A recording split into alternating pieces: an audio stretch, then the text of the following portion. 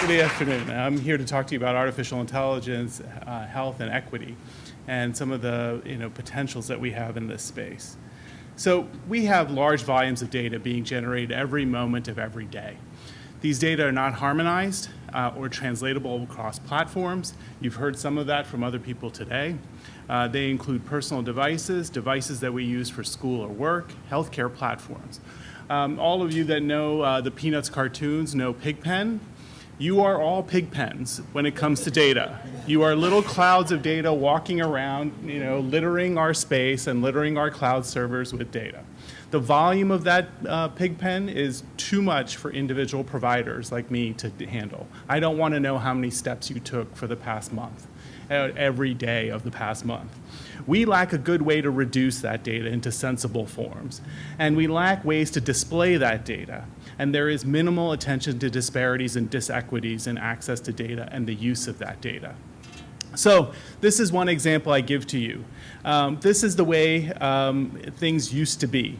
And have been for many years. You go to your doctor and they talk to you about your history and they ask you about any family history and they say, my patient will say, my father always had high cholesterol, and then the doctor will tell you to, eat better and exercise more, and will rely largely on data from labs and self-report. Now, in the 21st century, despite all of this technology that we have, we still do things the same way. We don't really change what we do.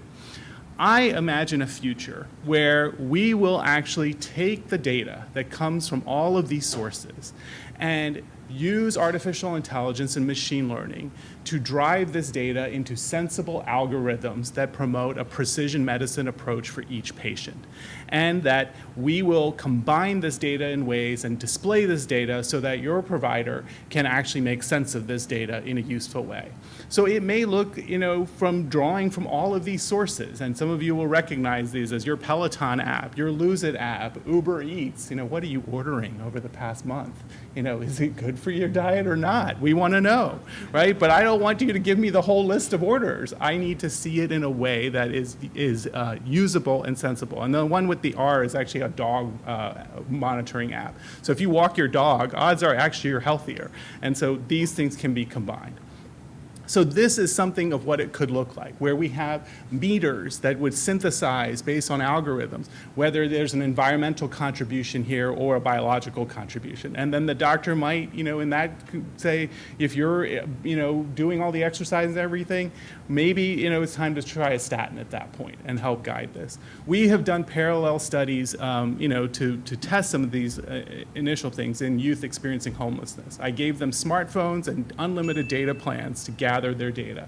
And we got rich geolocation data from these youth that showed higher depression scores were correlated with less movement and higher trauma scores were correlated with less movement. And so this is just the beginning of where we're going. You are all welcome to join us at CHEMA.